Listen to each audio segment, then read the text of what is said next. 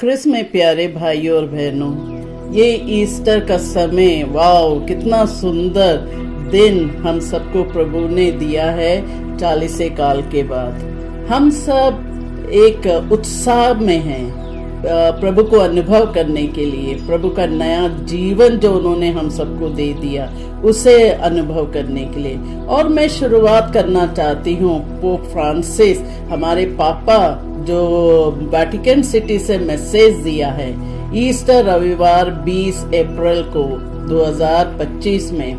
उन्होंने कहा है उर्बी एत ऑर्बी, शहर और विश्व के लिए संदेश में यीशु मसीह के पुनरुत्थान की घोषणा करते हुए कहा, भाइयों और बहनों, यीशु मसीह पुनर्जीवित हुए हैं।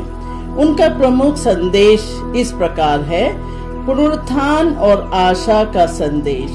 पोप फ्रांसिस ने बल दिया कि केवल पुनर्जीवित मसीह ही हमारे पापों की क्षमा देकर नए और आश्वासन संसार का मार्ग प्रशस्त करते हैं। उन्होंने कहा कि जब तक क्षमा नहीं होती, हम पूर्वग्रह, दोषारोपण और ये मानने की प्रवृत्ति कि हम सही हैं और अन्य गलत जैसे बाधाओं को पार नहीं कर सकते।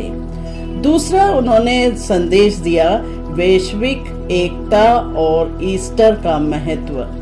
पोप ने स्मरण कराया कि ईस्टर केवल कैलेंडर की तारीख नहीं बल्कि मसीह का पर्व है। उन्होंने सभी ईसाइयों को एक साथ ईस्टर मनाने के लिए प्रोत्साहित किया, जिससे ये हमारे साझा विश्वास और एकता का प्रतीक बने। यहूदियों के समुदाय के साथ भाईचारा उन्होंने प्रकट किया।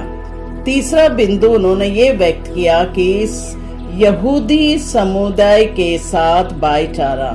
पासओवर के अवसर पर पोप फ्रांसिस ने रोम के मुख्य रबी को शुभकामनाएं भेजी, ये प्रार्थना करते हुए कि सर्वशक्तिमान ईश्वर आज भी उनके साथ हो और उनके समुदाय को आशीर्वाद दे।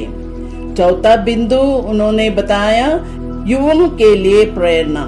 पोप फ्रांसिस ने ओपस डे के छात्रों को संबोधित करते हुए उन्हें प्रोत्साहित किया कि वे यीशु के सुसमाचार को दुनिया में आशा का संदेश के रूप में फैलाएं, जो कभी निराश नहीं करता।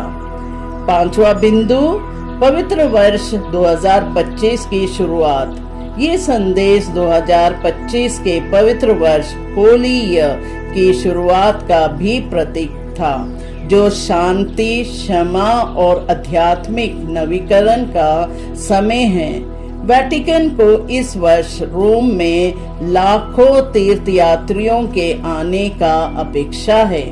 इनके साथ मैं अपना व्यक्तिगत आशा प्रकट करती हूँ। प्रिय भाइयों और बहनों, आज यीशु मसीह के पुनरुत्थान का पर्व मना रहे हैं। वह दिन जब मृत्यु पर विजय पाई गई और जीवन का द्वार हमारे लिए खोल दिया गया। मत्ती 28 पद संख्या 6 में लिखा है, वे यहाँ नहीं हैं, वे जी उठे हैं जैसे कि उन्होंने कहा था। ये वचन हमें याद दिलाता है कि यीशु मसीह मृत्यु को हराकर जीवित हुए, कब्र खाली है और यहाँ हमारा आशा की नींव है। पुनरुत्थान का अर्थ है निराश के लिए आशा, टूटे दिल के लिए चंगाई, पाप पर विजय और विश्वासियों के लिए अनंत जीवन। कुरिन्थियों का पहला पत्र अध्याय 15 पद संख्या 17 में संत पौलुस लिखते हैं, यदि मसीह नहीं जी उठे तो आप लोगों का विश्वास व्यर्थ है और आप अब तक अपने पापों में फंसे हैं। लेकिन धन्यवाद हो परमेश्वर का, मसीह सचमुच जी उठा है। इस पवित्र दिन पर हम अपने प्रभु यीशु मसीह के पुनरुत्थान की आशा मनाते हैं और खुशियों के साथ, जिन्होंने मृत्यु पर जय पाकर हमें अनंत जीवन की आशा दी। प्रभु की यह विजय आपके जीवन में शांति, आनंद और नया विश्वास भर दे।